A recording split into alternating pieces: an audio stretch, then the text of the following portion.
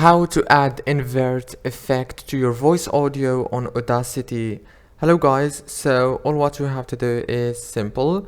Now go to Audacity and upload your file or your audio to your voice to your Audacity. I have this audio right here. Now all what you have to do is select it like this, or select the part that you want to invert, and then go here to effect and go down, click on invert, and everything is gonna be done as you can see. How to media, this is just a test audio.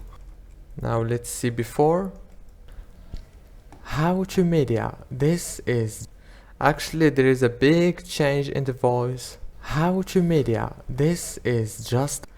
So that's it for today's video. Don't forget to like, subscribe. Thank you for watching this video until the end.